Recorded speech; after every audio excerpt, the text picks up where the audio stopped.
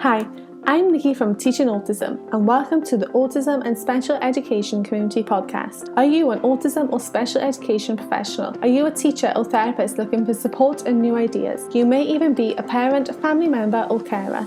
This podcast is perfect to help you find out more information, support, and get some of your questions answered.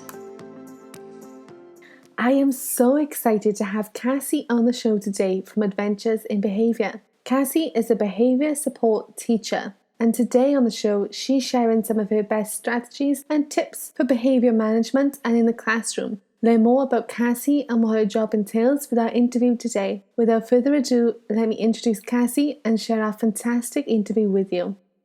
Welcome onto the podcast. First, could you tell me a little bit about you and your experience, your job, and sort of what you do day to day as a behaviour specialist? This has been my 6th year teaching. We're wrapping up the school year here at the end of next week. And I have been a behavior support teacher for 5 years. And prior to that, I taught in a life skills classroom for 1 year. And I work with kids in kindergarten to 5th grade who have mental health disorders and are diagnosed as having emotional disturbance or autism. And they're primarily higher functioning on the spectrum. The students I work with would otherwise be able to participate in the general education classrooms, if not for the behaviors that they exhibit. They typically have disruptive behaviors, aggression. They might be runners and elope from the classroom. And so I work with the teachers teaching social skills, managing and creating behavior plans. And for the students that are not able to function in general education, I do have some that are self-contained in the classroom with me, and I teach them all day. Wow, that's a really interesting setup. You seem like you have a lot going on, but it sounds wonderful for the students. So do you ever go out to other classes as well, or do all the children come to you in your sort of self-contained classroom? So I do have my self-contained kids, and primarily I stay in the classroom with them. I have an assistant who will facilitate for the kids who are out of my classroom. I have some students that come to me for portions of the day for academic support or social skills. And if they're struggling in the classroom and I have a better relationship than my aide, then I might go get the kid in the classroom and bring them back. Or my aide might go and get them, and we'll de-escalate in our classroom, debrief, talk about what's going on, and then help them re-enter the classroom again. That's brilliant. That's such a great resource to have in a school as well. And the fact that you have an aide, that's fantastic, because I know a lot of schools over there in classrooms, they really struggle to get aides and the staff in. And so is she a full-time aide, or do you have to swap aides through the year? My aide is full-time, and then we have additional special education staff that will come in and help if we're having a particularly rough day behavior-wise. We have a really, really amazing team. That's so important to have such, an amazing team, everyone working together. So I have a lot of UK followers, and the self-contained classroom, obviously we don't call our classrooms that over here. So could you just give a brief explanation of what a self-contained classroom is, just for listeners to understand a little bit more about that? Yeah, so self-contained just means that the students spend their instructional day in a special education classroom with a certified special ed teacher. They may push out into a regular classroom for a portion of the day, but they spend 50% or more of the day in special education. Thank you. That's really helpful, because I know a lot of listeners, they listen in and a lot of the terms sort of confuse them between self-contained classroom, resource room, all those. They're similar to what we have over here, but the names differ, and I know that's confusing sometimes. It sounds fantastic, your job. What would a typical day look like for you? Do you have a sort of set routine for how your days are planned? Yeah, we're supposed to have a schedule, but behavior is so unpredictable. Oh, yes. Best laid plans so don't always end up the way that they're supposed to, but we try and stick to our schedule as best as possible. but things are always changing. So we typically try to do a morning check-in, kind of establish and see what is the mood of our kids coming in. Are they stable that day? Are they feeling sad or sick, tired? Are they heightened? Do we need to do some emotional regulation activities before we start our day? We handle all of that, and then we jump into the academic day. And I try to do the hardest, more difficult subjects first while the kids are fresh. So reading, writing, and then as we go through our day, the ones that they enjoy a little bit more are going to be towards the end of the day, that when they're feeling tired and they've had to work so hard that day. So we try to leave the fun stuff towards the end of the day. That's a really good idea. I know with us, we always leave our cooking and our science experiments to last because that's what the children enjoy the most. And like you say, the afternoon, that's when we all start to get burnt out and a little bit tired. Your morning meeting, that sounds fantastic. So when you're checking the children, they come in, and if they're having maybe a little bit of a bad day, would you change the schedule for your class, or do you change the schedule just for that child and maybe they go off and do something with your aide, or how does that look for you? Yeah, so we would just change things for that particular kid and leave the schedule the same for the rest of the students. And so usually it just looks like, maybe they'll go for a walk, or they might have time with a sensory bin first where they can just engage in the sensory bin and talk with the aide.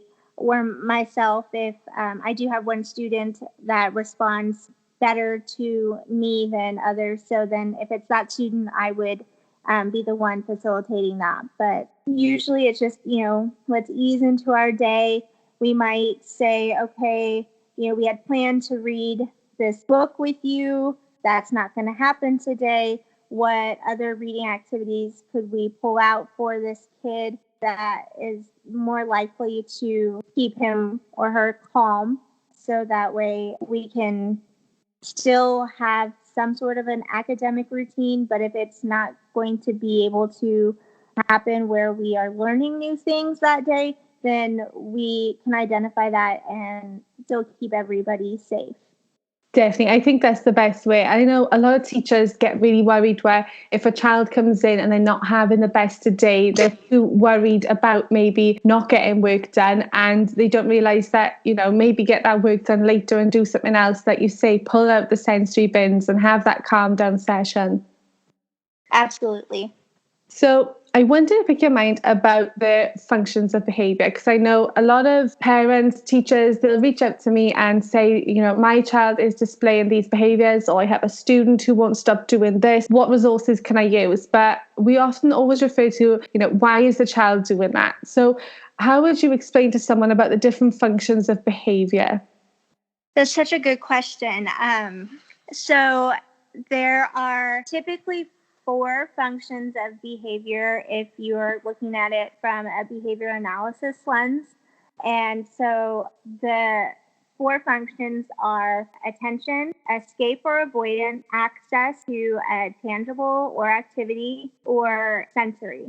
And so everybody's behavior can fit into those 4 functions of behavior. And, a kid could rip up his paper and somebody might think, oh, well, he's trying to escape.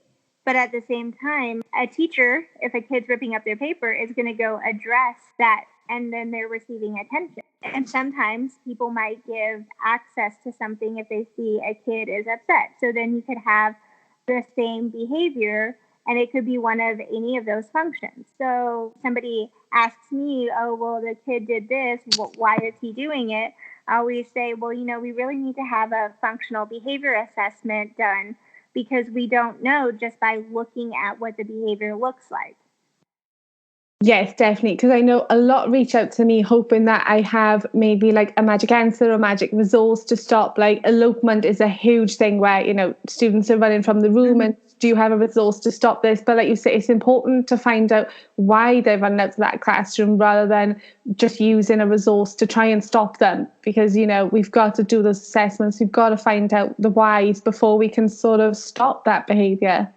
Exactly. And I know it's probably frustrating to a lot of people when I say that because they just, like you said, want an answer. But to really address those problem behaviors, we have to know why.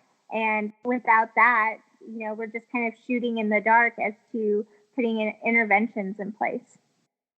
Definitely. And there are so many different things that we could do. We could try, 50 different things to try and stop or reduce that behavior. But if it's not stopping the reason or helping the reason why that behavior is happening, it's just wasted time and resources, really, isn't it? Absolutely. And there's always the potential that you could be inadvertently reinforcing the behavior instead of trying to reduce it. So it's super, super important. Definitely. So, when you're on about behaviors, what would you say the most common behavior is that you sort of get asked for support for? Like, I know mine is elopement. What's your sort of most common one in your school, maybe where teachers come to you, or the behavior that you go out to see the most with your students? And what strategies could you sort of offer for that? So, students, when they get to me, they've already been identified in special education and usually have a behavior intervention plan. And usually an FBA has already been done and it's sort of not working. And so then the next step is further support by being placed into a specialized program like mine. And so usually the behavior I see is aggression, property destruction, extreme noncompliance to the point of disrupting classrooms, and elopement too, but not as much. Usually I see those other three. And, I always encourage teachers to try to avoid power struggles because that really dissolves very quickly. And especially in a regular classroom, in a general education classroom, engaging in a power struggle often leads to the property destruction and the aggression. Whereas if we can just say, I've already given you my answer, and then walk away, they have no one else to engage in. And so I that's something I usually see a lot is teachers engaging in power struggles. And I also tell teachers, when you have 20 kids, if a kid is engaging in behavior for attention, if you can proactively give them that attention for things that are not contingent on their behavior. So, for example, greeting the child in the morning, while you're walking around helping kids, making sure that you come and help that particular student, even if they don't have their hand out. Those sorts of things are going to help avoid the problem behavior in the first place because they're getting what they need without having to engage in that behavior. I think that's really good advice. Like you say, the power struggle. And I know a lot of teachers find it hard to maybe walk away from a situation that they don't think has finished. But like you say, that walking away, that sort of ends that power struggle. And it can help sometimes to move on from that particular behavior or situation. Absolutely. So, about behaviour plans. Now, I know the system here in the UK is obviously I work in a special school. So, our children, we create the behaviour plans when they come in and we update these on a termly basis, which is usually 6 to 7 weeks. But when the children come to you, they already have these behaviour plans in place. So, who creates the behaviour plans? And then do you recreate these or do you go over them just to check on them?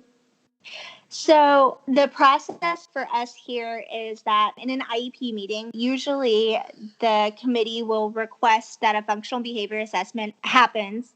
And then once that's completed, whoever is the case manager, the special education teacher, will draft up a behavior plan.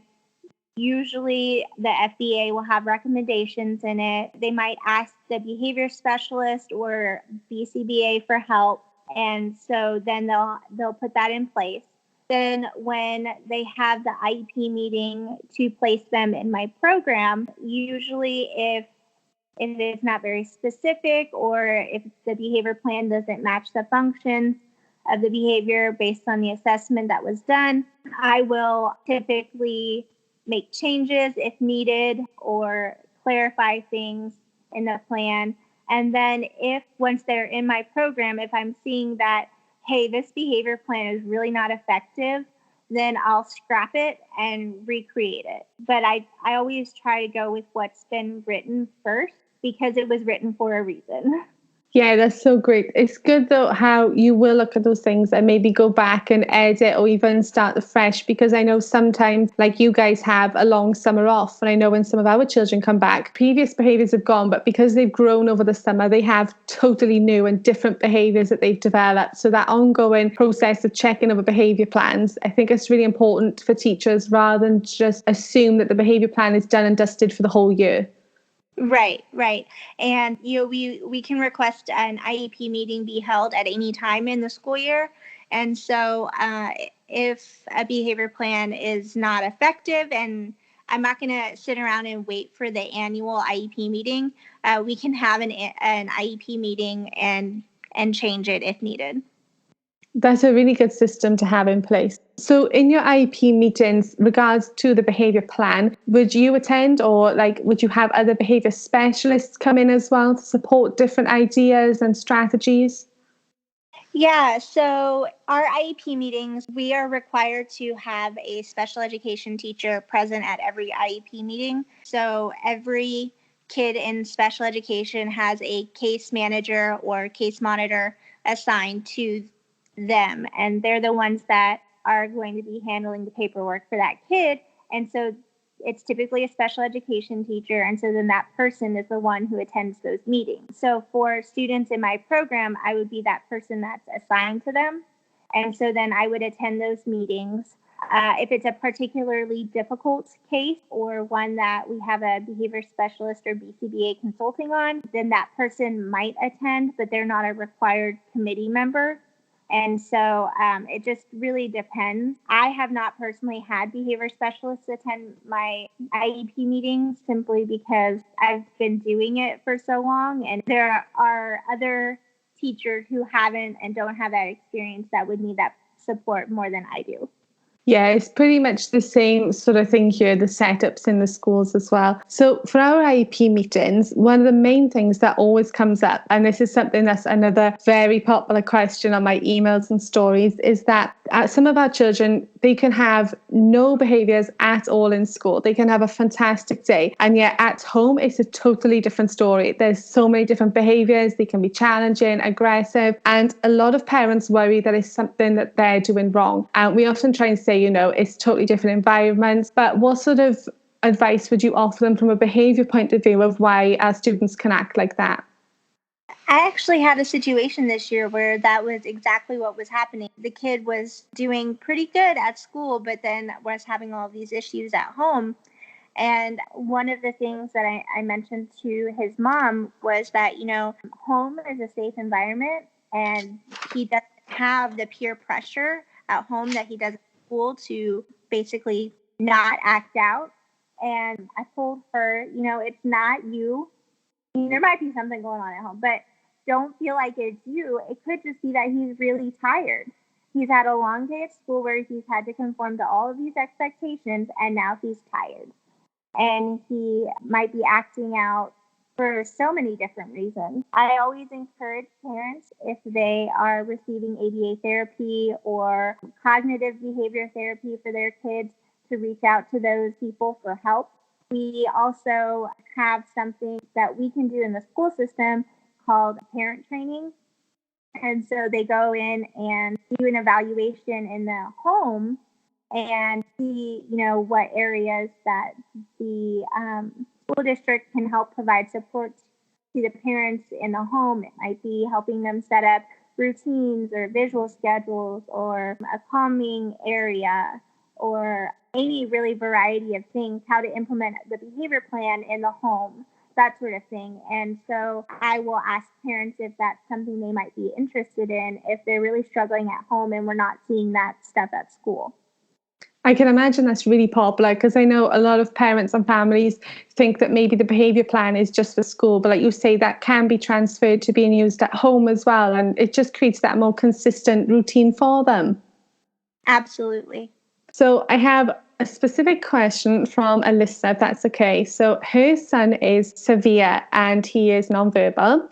And when he's pushed into a task that he really doesn't want to do, he will display behaviours like pulling down his pants or spitting. They've tried redirection and discipline, but these don't seem to work. The only thing that seems to work is if mum is there, but that's not realistic for her to always be there. And his school and outside therapists, they can't handle him. But if mum is there, he's a totally different child. Is there any advice you could offer to mum or the staff who are working with him to see maybe what's going on there?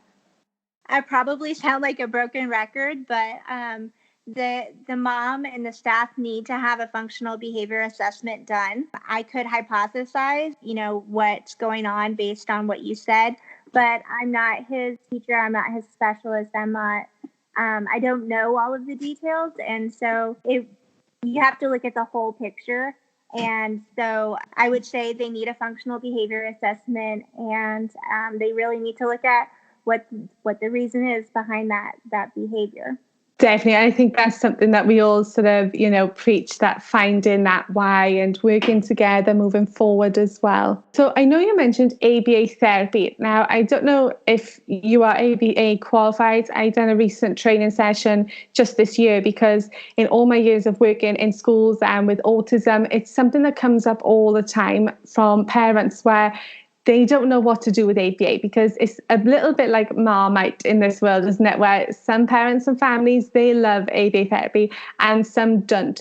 And I've always got to try and offer them advice, to think about their own situation. But if a parent's struggling to recognize maybe if ABA therapy would be worth a try, what sort of advice would you offer them to consider?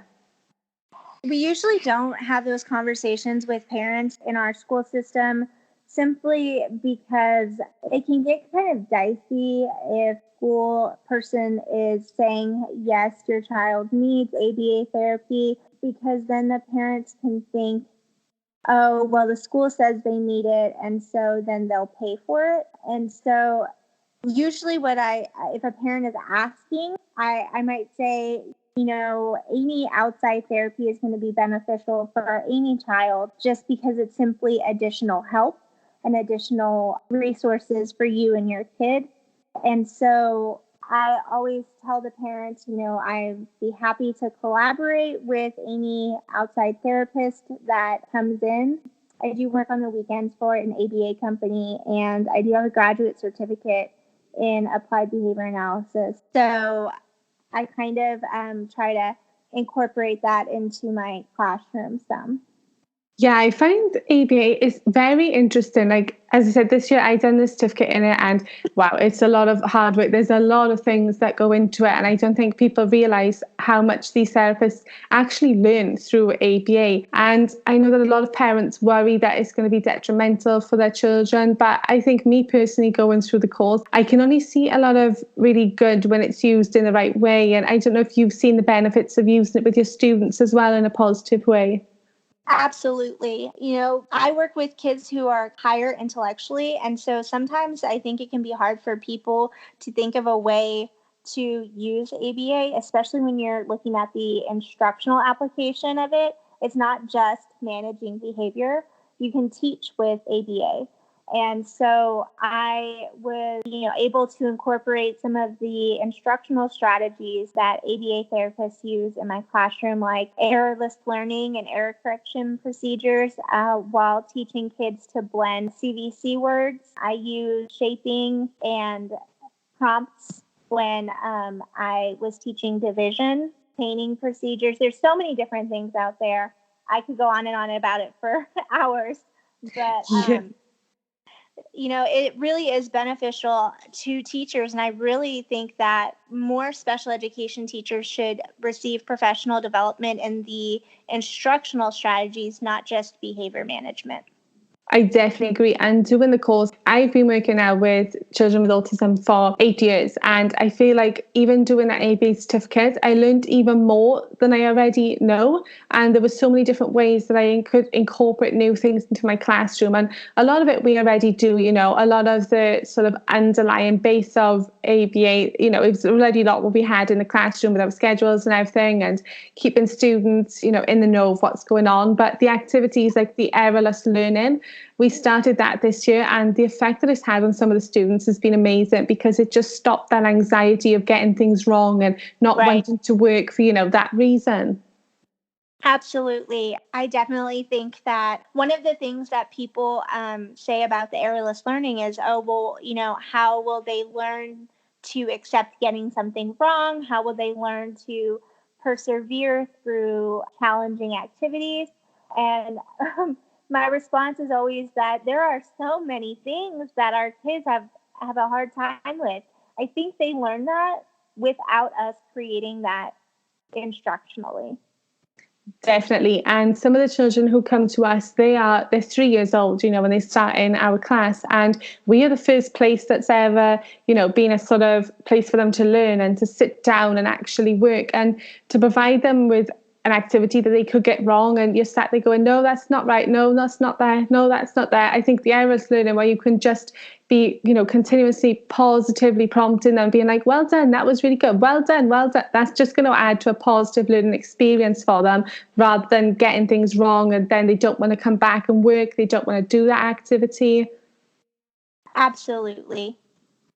So on the thought of positive compliments for our students and that, I know I have a few parents who've reached out who are concerned that in a few of their children's classrooms, they have reward systems, which we know can work really well with our students. And they'll have these tokens or they'll have little rewards for when they've done something really good. But when they do or display a negative behavior, those are taken away. Now, what sort of advice would you offer to people in regards to giving rewards and that taken away? So, because I have gone through the ABA program at study and I'm working towards further certification, I do have to adhere to the code of ethics for the board. And so one of the things that's in their code of ethics is that we always have to try reinforcement first. And so starting a program and including a punishment procedure, which is taking those tokens away is a punishment, would not be appropriate.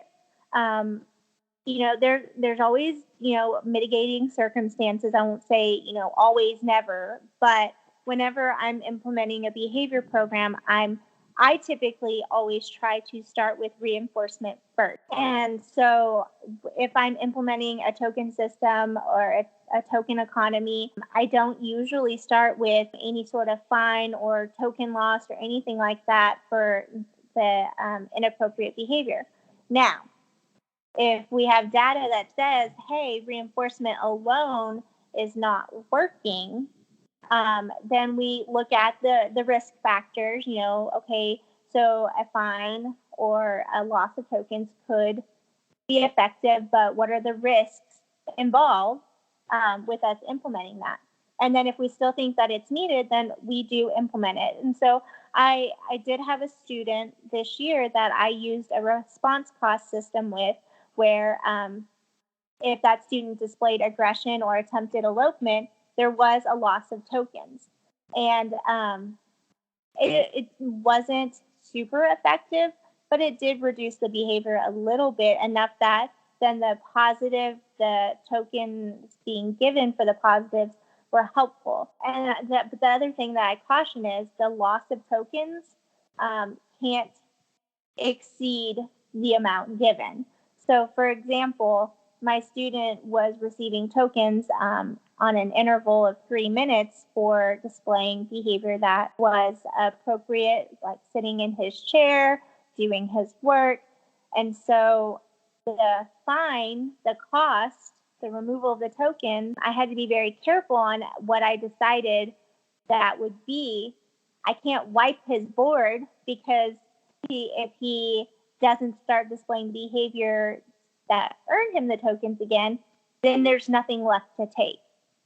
So you can't go negative in the tokens. So you have to be mindful of that as well. I think that's great. And like you say, it's very much individual. Like personally, I've never taken away tokens with my children only because, they are so young in my class. They come in at 3, they stay until about 7. And I'm just worried that if I'm giving them all these positives, if they do one negative thing, and I'm talking a small negative behavior, not a really huge behavior, but if they do small things, I don't like to take away from them just because I sort of feel like it's a reflection where no matter how much good they've done, they still didn't get there because they done one thing wrong. Absolutely. And I usually, for my students, I mean, I'm talking like extreme aggression is when I decided that we needed to do something different.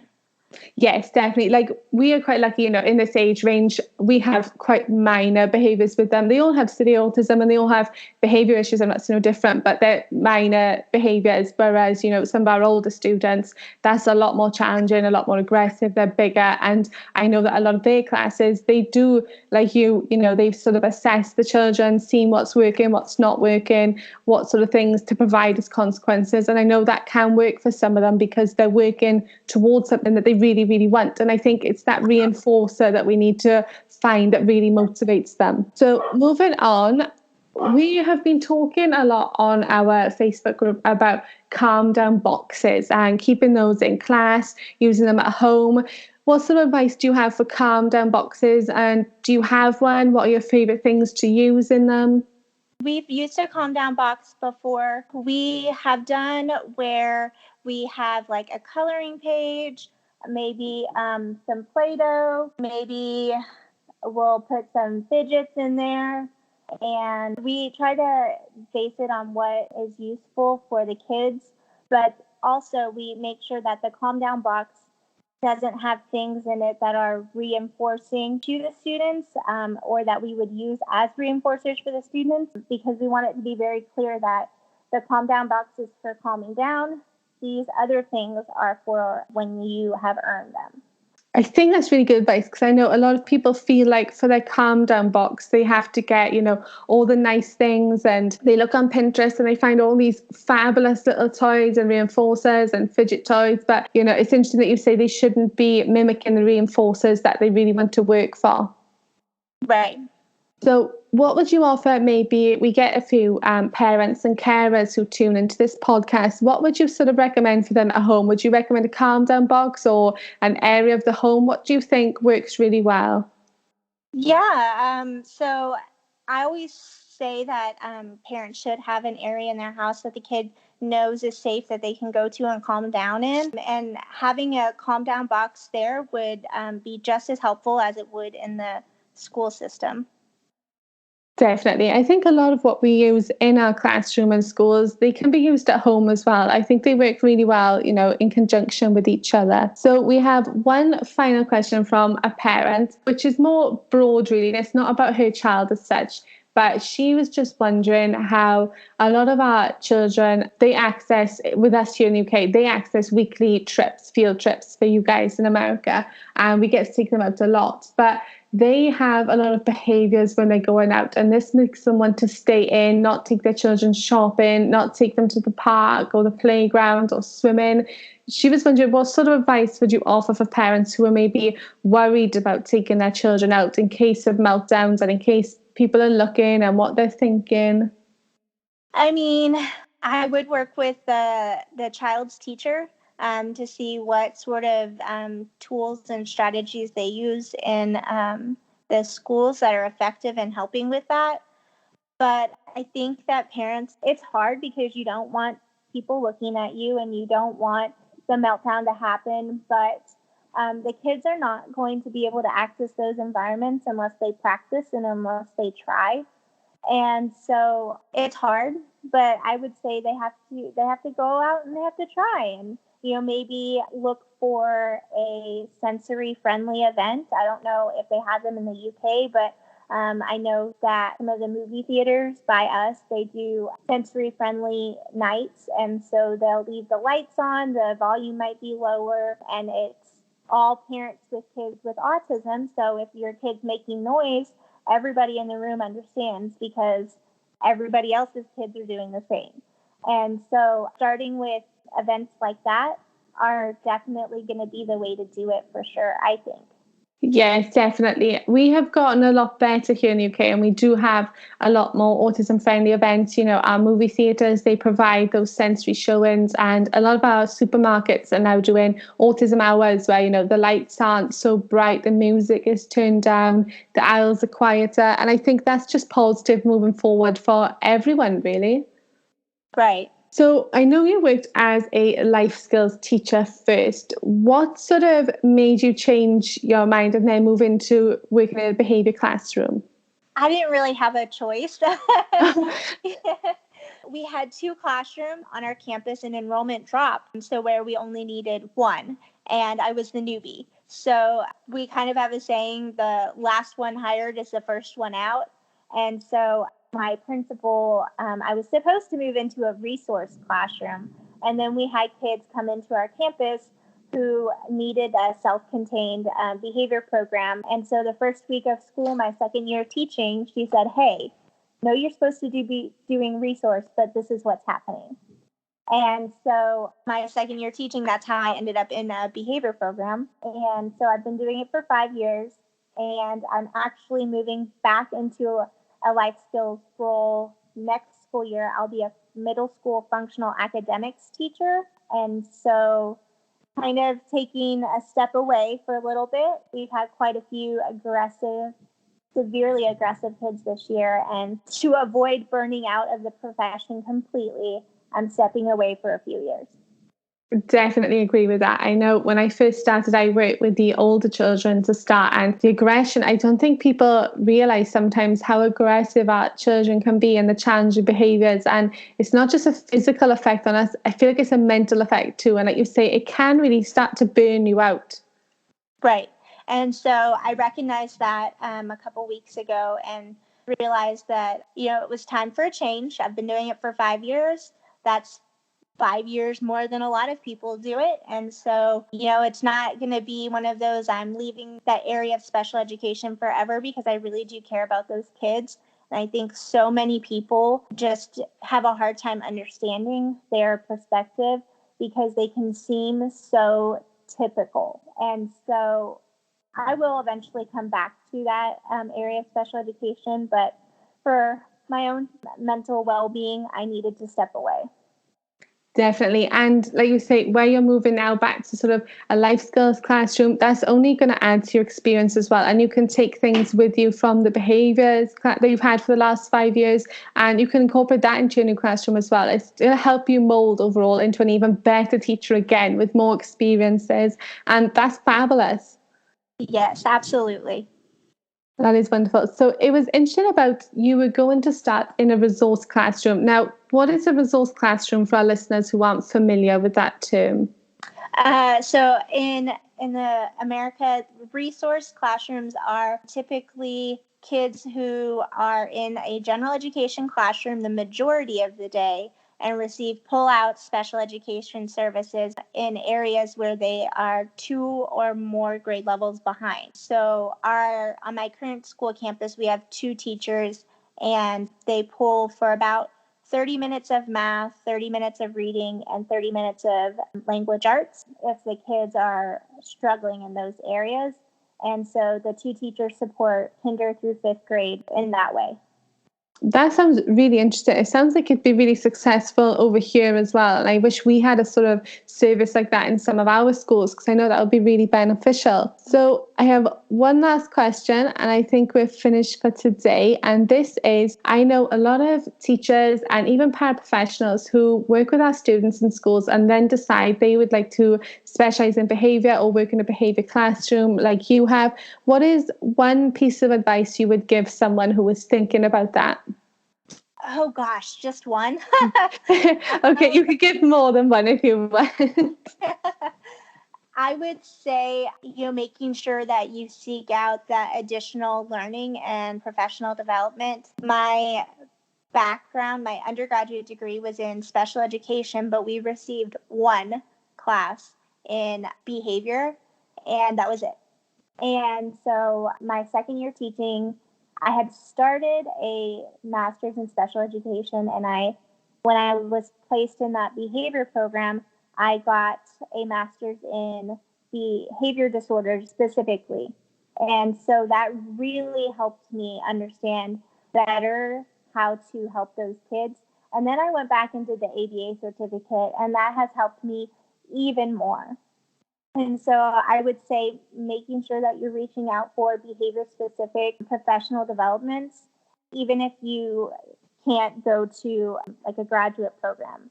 just finding that professional development will help immensely. And then also building in some sort of self-care for yourself, because if you don't, you will burn out. And so those are the two things that I would say are the most important things.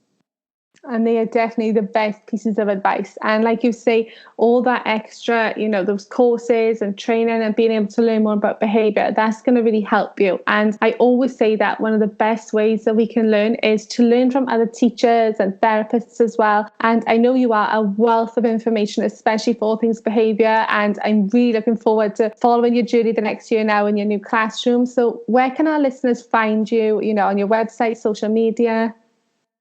I do have a blog. It's www.adventuresinbehavior.com. You can also find me on Facebook and Instagram, Adventures in Behavior. Pinterest also, where I pin lots of different resources for a variety of instructional levels. And so, just Adventures in Behavior is my handle on most of those places. I will link those in the show notes as well, just for everyone who's following. And because I love listening to your Instagram stories, I love following you because there's always things that I like to pick up and incorporate from other teachers as well. And it's just nice to be able to have that knowledge base. Well, thank you. Do you have any products or courses or anything that you would sort of like to recommend to listeners? I do have a Teachers Pay Teachers store, again, Adventures in Behavior. And so you can find a variety of behavior, social skills, and other instructional materials there. As far as other resources, I would just say get on Instagram or Pinterest and start Googling or researching behavior, because there's so many amazing teachers out there that are very, very knowledgeable in behavior. And if you're looking for somebody else who specifically has experience working with emotional disturbance and kids who have mental health, Allie from Misbehavior is also a wealth of knowledge. And she really talks about trauma-informed care and trauma-informed practices, which is super important for those kiddos as well. Definitely. And I will definitely be adding her to one of my new follows on Instagram. And I could say Pinterest as well is fantastic. I don't think teachers realize, there's so many things on Pinterest that we can find and so many great ways that we can learn from even other people's blogs and websites where they may have an experience in something and they can provide us a strategy that we would never have thought of. Right. And then the other person I would say is if you're a new special education teacher, Chris from Autism Classroom Resources, I believe. I'd have to double check, but I think it's Autism Classroom Resources. She has a Special Educators Academy. It is a paid subscription monthly, but even me going into my 7th year teaching next year, I pay for that and I'm a member and I ask her questions all the time. She has workshops and courses and she's an amazing resource as well. Yeah, I follow Christine. She is fabulous. All the things that she does and all the different activities, the strategies. So I'll link all those and I'll link her YouTube channel as well, because I know that sometimes I find myself just browsing YouTube and she has fantastic videos just with a few little tips that maybe you wouldn't have thought of. Right. Yes. I have learned so much this year. I started my Instagram in August and I wish I had done it 6 years ago when I started teaching. Instagram is fantastic, especially I am a very visual learner and, I often find myself, when you have 5 minutes, just scrolling through my Instagram and it's so much better to scroll through that and I can learn new things and pick up new activities, even if it's for the next year. I see resources that people have done maybe for Valentine's Day and I'm like, I'm adding that to my list for next year. And it's just great compared to maybe just scrolling through Facebook for hours and, you're not really checking on much. But Instagram's definitely become a fantastic tool for teachers. Yes, I love it. But thank you very much, Cassie, for coming on today. I really appreciate you giving up time and sharing all your sort of behaviour experience with us. And I really wish you all the best in your new journey for the next year and starting your new classroom. I bet you're really excited for that. I am, and I'm really looking forward to it. I can't wait to follow you on Instagram. Well, I follow you already, but I can't wait to follow your whole new journey and your year ahead and see where that takes you. Thank you so much. Thank you, Cassie. I'll speak to you soon. Bye. Thank you for tuning in to my Teacher Autism and Special Education Community podcast. I have had so much fun today talking to Cassie. I learned all about her experience as a behaviour specialist support teacher, and I can't wait to see her next adventure in her new classroom. In the show notes, you will find all the different resources and websites that myself and Cassie have discussed throughout this episode. Thank you for tuning in, and I'll speak to you soon.